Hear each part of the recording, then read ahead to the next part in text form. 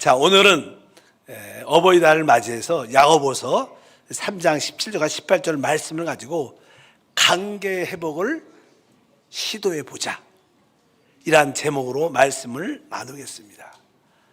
하나님과의 우리의 관계는 이게 수직적인 관계로, 하나님과 우리의 관계는 화평한 관계가 필요합니다. 또한 십자가가 또 세로로도 이렇게 준비된 것처럼 우리는 성도들과의 관계도 아주 중요합니다. 바로 가로와 세로의 이 놀라운 관계를 통해서 하나님은 우리에게 화평하라고 말씀합니다. 이것은 사람과의 모든 관계, 하나님과의 모든 관계가 잘 이루어져야 참된 행복이 있다고 말씀을 드릴 수 있습니다. 보통 어떤 성도님들은 하나님과의 그 수직적인 관계는 되게 좋은데 이 수평적인 관계에서 사람과의 관계가 아주 힘들어하는 분들 종종 있습니다. 그럴지라도 우리는 믿음 안에서 그 관계를 회복해야 됩니다. 그럴 때만이 하나님을 기쁘시게 할 수 있습니다. 하나님과의 수직적인 관계는 문제가 없는데 왜 우리는 수평적인 사람과의 관계가 많은 문제를 갖고 있을까? 하나님은 변하지 않는 분이죠. 설사 우리가 변할지라도 하나님이 변하지 않으니까 그 관계에는 문제가 없는 거예요. 왜? 하나님이 그냥 끝까지 변하지 않는 마음으로 품고 계시니까. 그러나 이 사람과의 관계는 나도 변하고 상대방도 늘 변하니까 늘 어려움이 많은 것 같습니다. 그래서 오늘은 어떻게 우리가 모든 사람과의 관계가 회복될 수 있을까? 사실 그런 관계에서 가깝게는 가정에서 부부의 관계, 또 직장에서의 동료와 상사와의 관계, 또 학교에서는 친구들과의 관계, 사실 왕따를 당한다, 이런 다 관계적인 문제잖아요. 너무 힘들잖아요. 또 교회 안에서, 교구에서, 또 기관과 부서의 관계, 또 우리 교육자, 사역자의 관계, 이런 관계가 잘 풀려야 우리 안에 생명의 놀라운 역사가 함께 합니다. 실제로 우리가 행복이란 그 감정은 어느 때 느껴지는가?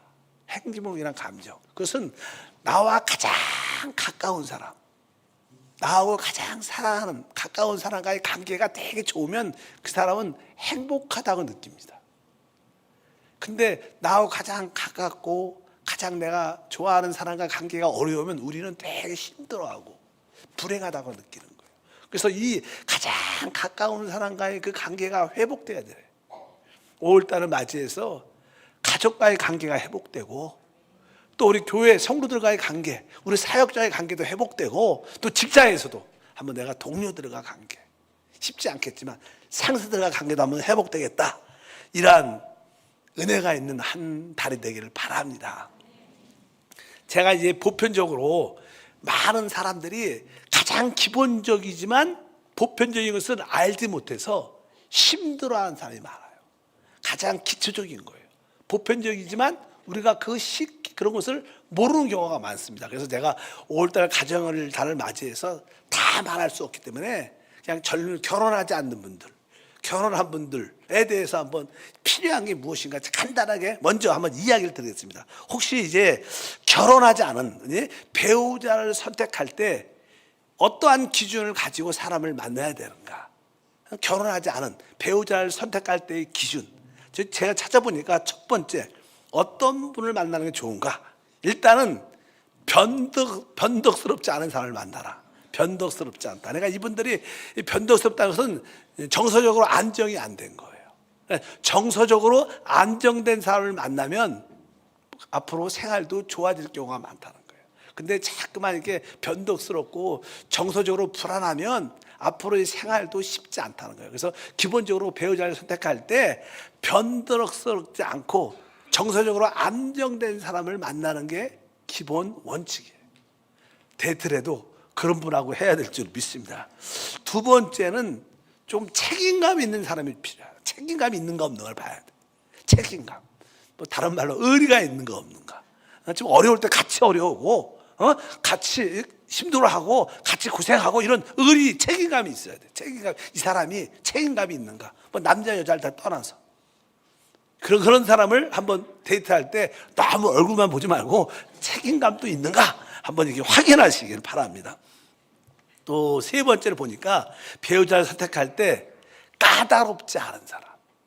사실 까다로운 사람을 살면 피곤합니다. 내가 봐도 피곤해. 그러니까 까다롭지 않은 사람. 이 말은 그 사람이 아주 친절하고 다정한 거죠. 그러니까 이제 사실 친절하고 다정한 사람들은 까다롭지 않아요. 그래서 여러분들이 결혼하지 않은 청년들, 그런 분들은 배우자를 선정할 때, 택할 때 먼저 이런 기본적인 것을 소유하고 있으면 참 좋다. 까다롭지 않은, 진짜 부드럽고 아주 다정한 그런 사람이 좋습니다. 또 하나는 너무 그 사람이 취미 생활에 너무 집착하는, 그러면 다른 사람을 돌보지 않고 가정을 돌보지 않을 수도 있어요. 그러니까 너무 취미 생활을 하긴 해야 되지만 거기에 너무 심취해 갖고 자기 취미 생활을 게 못해. 가족과 함께 해야 되는데 자기 취미 생활이 중요하니까 또 떠나. 어디 갔다 와야 돼. 취미 생활에 너무 몰두하는 것도 사실 앞으로 결혼 생활에 좋지 않다고 보통 말을 많이 합니다. 그 다음에 한 가지가 더 있다면 가치관이 맞는 사랑을 택해야 된다. 가치관. 가치관을 맞는다 이 뜻은 사실 이 소통이 된다는 거죠. 소통이 안 되면 대화가 안 되잖아요. 그러니까 가치관이 또 맞아야지. 가치관이 달라버리면 좀 대화하다가도 아니야, 그거 틀려, 내게 맞아, 그러면서 그냥 문제가 생길 수 있으니까 가치관이 어느 정도는 맞는 사람. 조금은 이거는 같은 맥락은 조금 되지만, 이렇게 예를 들어서 아내는 아주 진보야, 또 남편은 상대방은 되게 보수야. 그러면 혹시 그런 얘기하면 안 되지만 정치적인 얘기가 나오면 싸웁니다. 대판. 가치관이 다른 거예요. 그러니까 대화가 안 돼.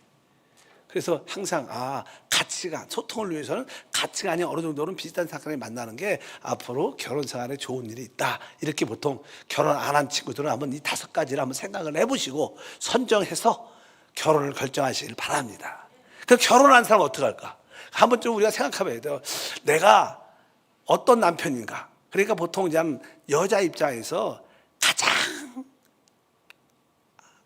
안 좋은 남편들, 어떤 사람이 안 좋은 남편인가 하면 남편 입장에서 내가 혹시 안 좋은 남편인가 그럴 수도 있잖아요. 근데 잘 모를 수도 있어.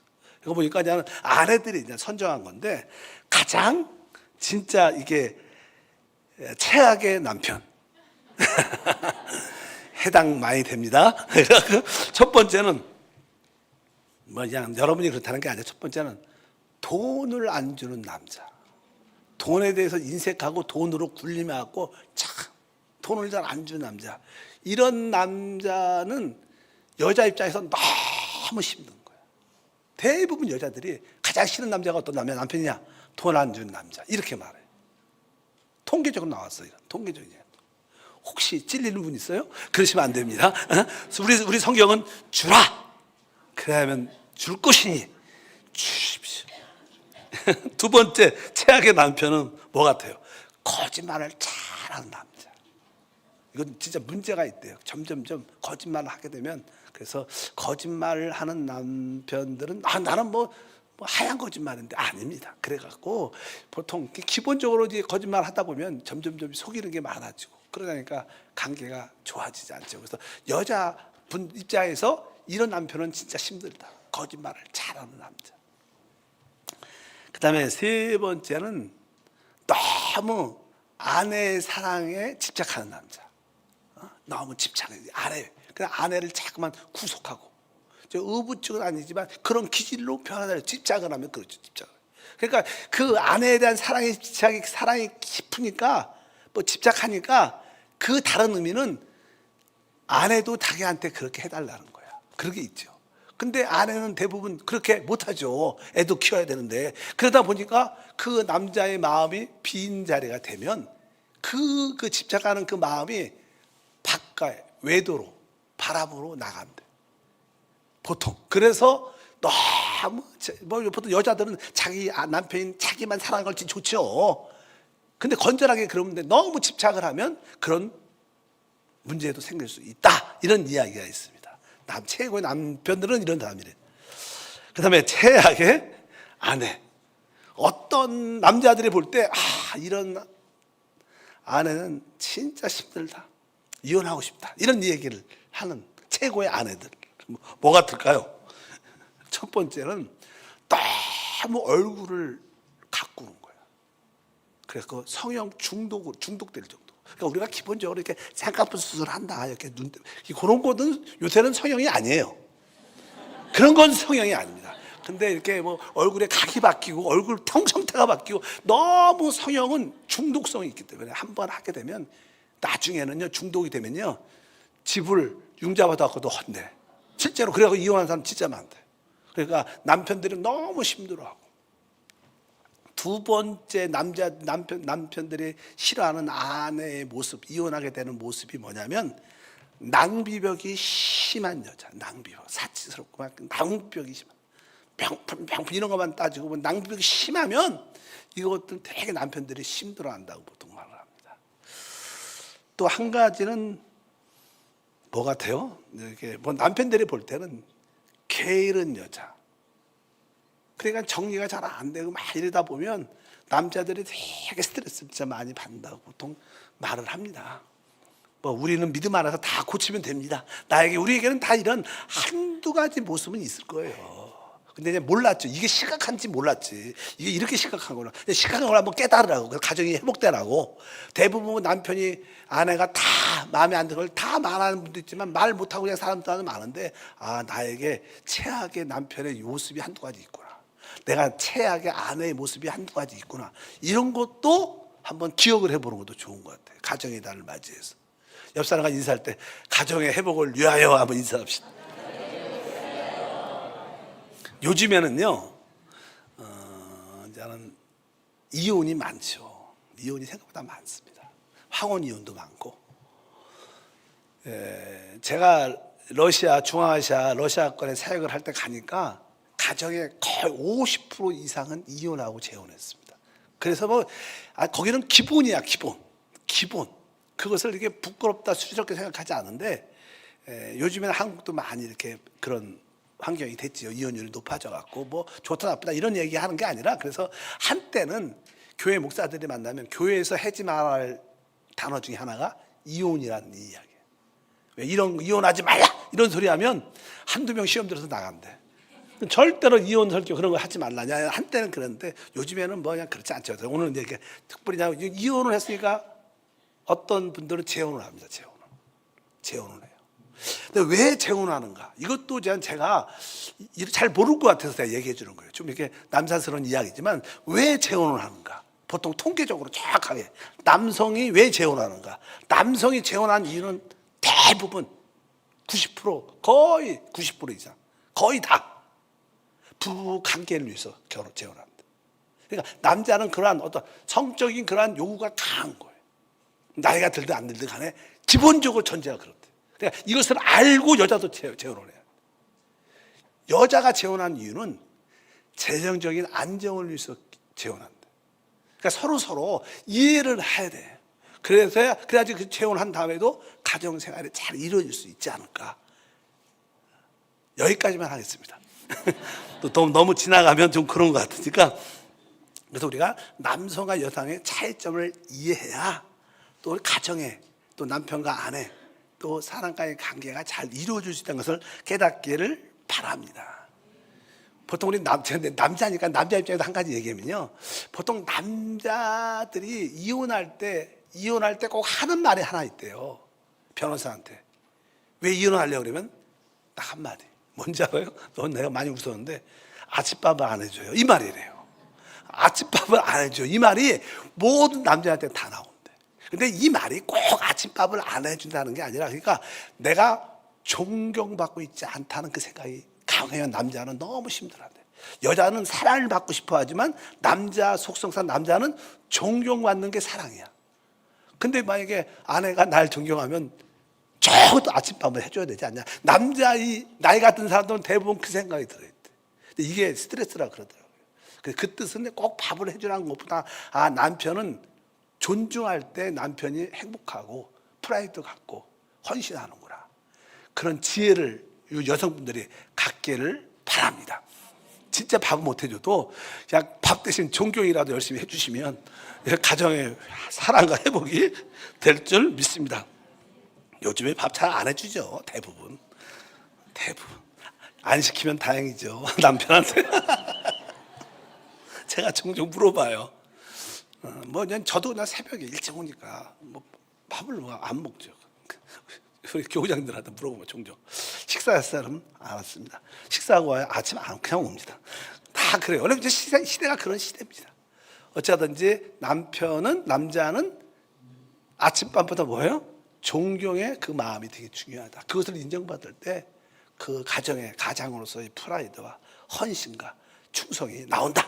이것을 깨닫길 바랍니다. 이 참된 행복은 아까 그랬죠. 사람과의 관계에서 온다. 그래서 성경은 항상 이 관계에 대해서 평화라고 말합니다. 우리가 하나님 말씀 히브리서 12장 14절에 말합니다. 모든 사람과 더불어 화평함과 거룩함을 따르라. 이것이 없이는 아무도 주를 보지 못하리라. 여기서 모든 사람과 더불어 화평함, 모든 우리 관계를 말합니다. 거룩은 하나님과의 관계에서 거룩하라는 것이고, 이 사람과의 모든 사람과의 관계에서 뭐요? 화평함을 가져요. 이것이 없으니 주를 보지 못한다. 화평이 그렇게 중요한 겁니다. 모든 사람과의 관계, 그거 조심해야 돼요. 여러분 주의하셔야 돼요. 그리고 나서 마태복음 5장 9절도 화평케 하는 자는 복이 있나니 그들이 하나님의 아들이라 일컬음을 받을 것이며, 화평케 하는 자가 하나님의 아들이라는 인정을 받는다. 모든 사람과 더불어 화평해야 돼. 그리고 나서 오늘 본 말씀 야고보서 3장 17절 18절 오직 위로부터 난 지혜는 첫째로 성결하고 다음에는 화평하고 관용하며 양순하며 국률과 선한 열매가 가득하고 편견과 거짓이 없나니 화평하게 하는 자들은 화평으로 심어 의의 열매를 거둔다. 계속 여기서 성결은 하나님과의 관계고, 그 다음에 화평은 우리 모든 사람과의 관계입니다. 여기 뒤에 보니까 뭐라고 했어요? 화평하고 그 다음에 관용. 뭐 하나님하고 관용 문제가 아니고 우리과의 관용이에요. 뭐 우리가 모든 사람과 더불어 관용도 필요하죠.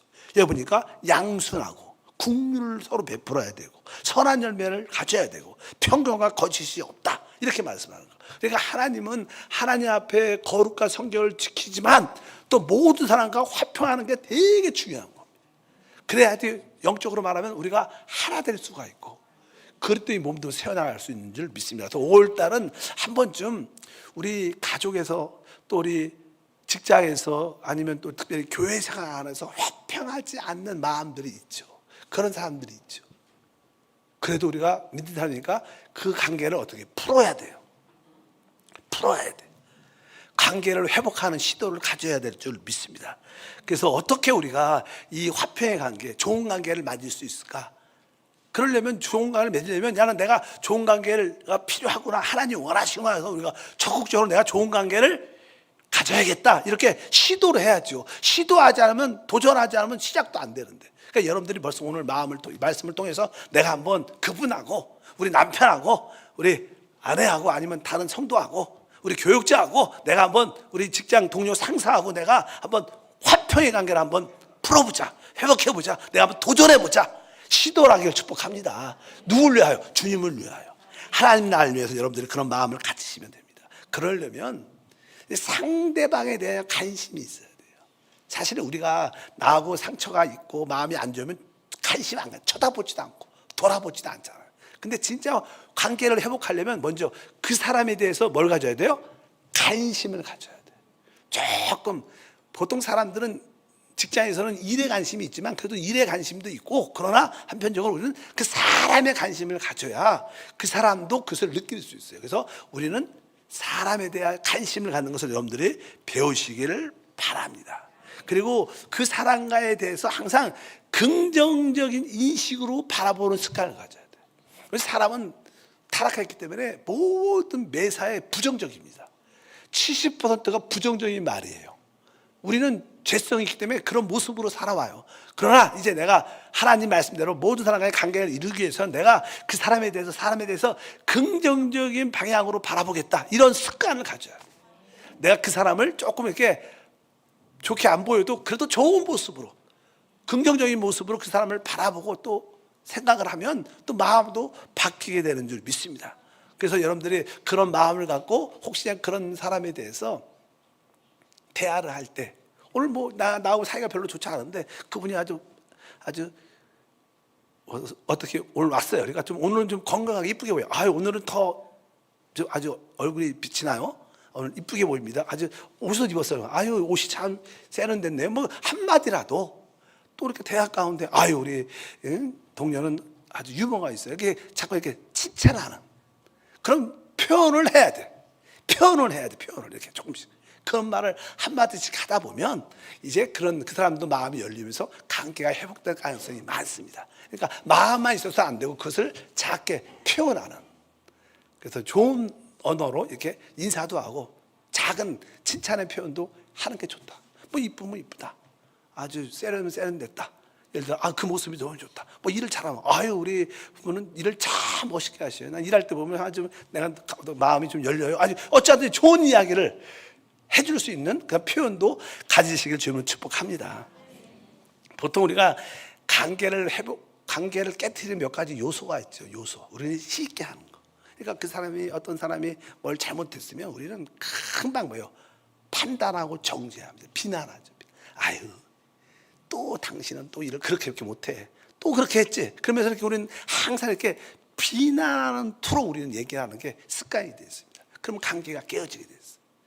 우리는 어떤 사람의 일이 좀 실수하고 잘못된 것을 볼 때 잘못했을지라도 비난보다는 그분에게 이 일은 이렇게 저한테 해줬으면 더 좋았을 텐데요. 이렇게 조금은 부탁하는 투로 말해야 돼. 비난하지 말고 이 일이 이렇게 되면 더 좋을 텐데요. 이런 뜻으로 말하는 것을 우리가 훈련을 해야지 하나님 나라를 위해서 관계가 회복되는 그런 지혜가 함께할 줄 믿습니다. 우리는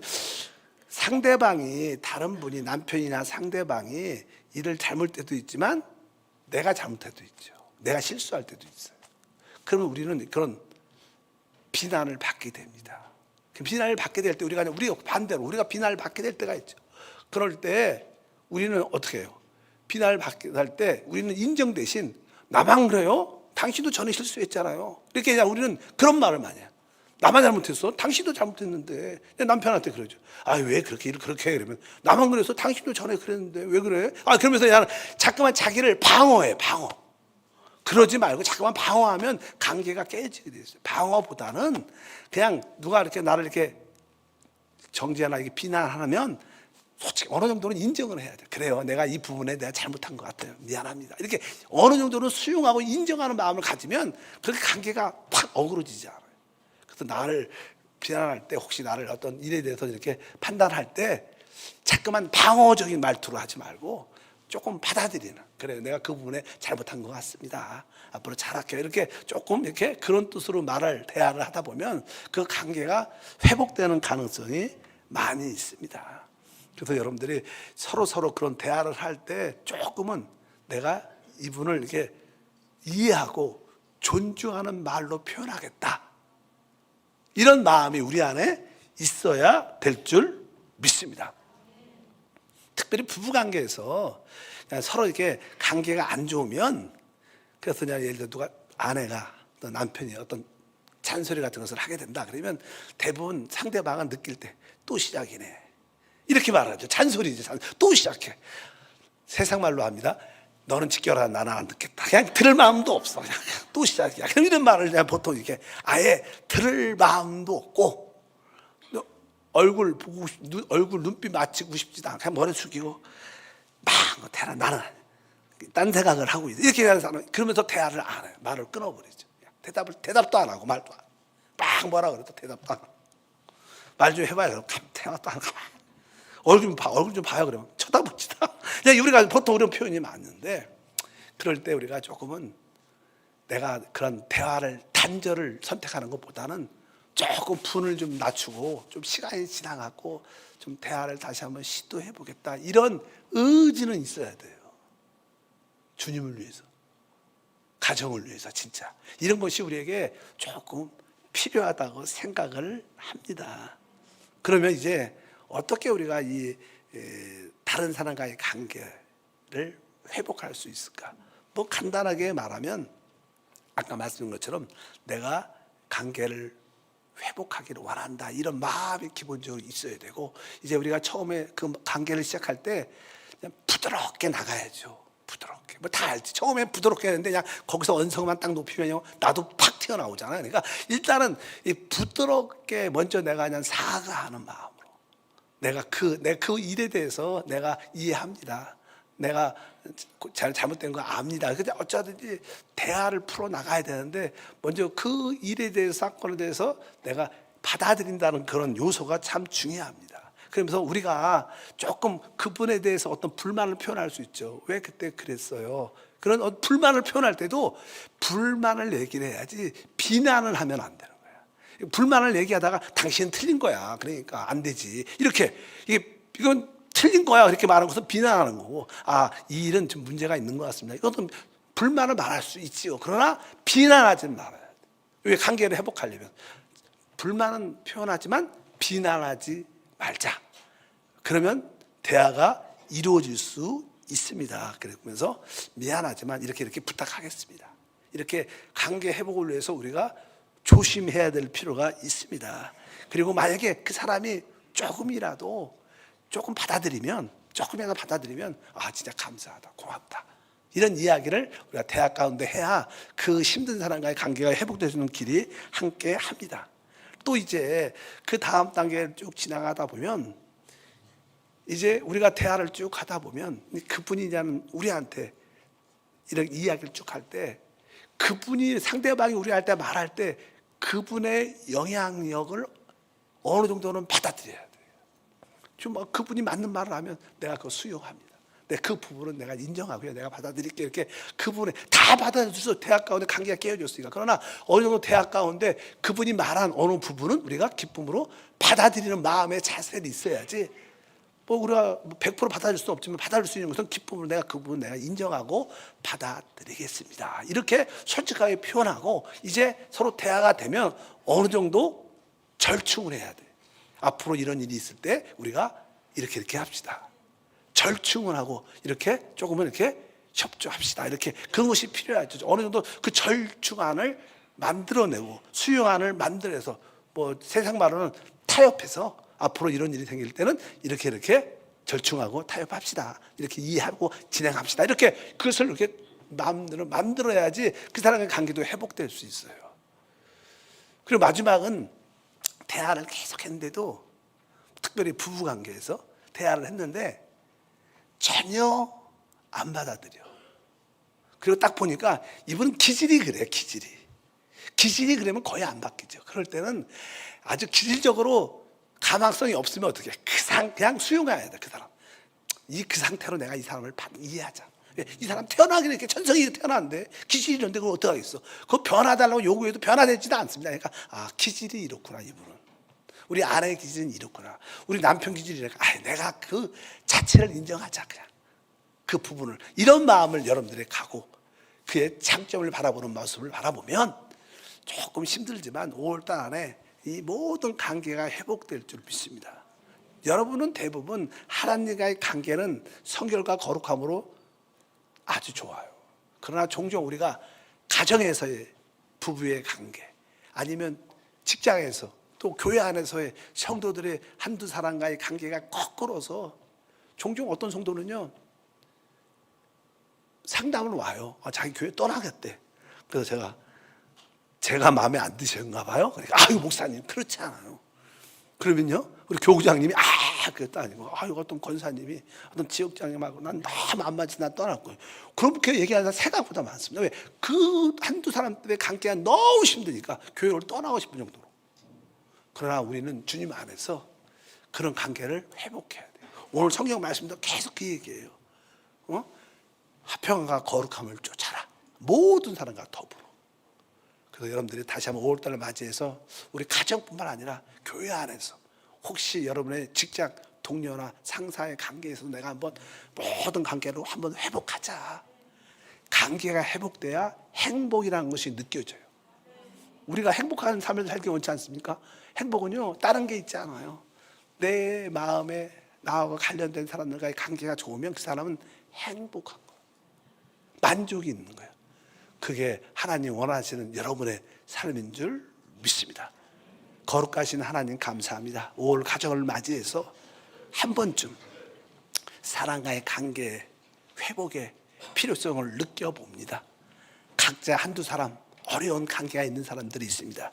이번 기회에 관계가 회복된 지혜와 은혜를 더해주시고 우리가 영 안에서 기도하지만 또 적극적으로 그분과 만남을 갖고 한번 대화를 시도해보는 아주 용기도 더하여 주셔서 하나님을 기쁘게 한날로 회복하는 통로로 사용해 주시옵소서. 주 예수 이름으로 기도함나이다. 아멘.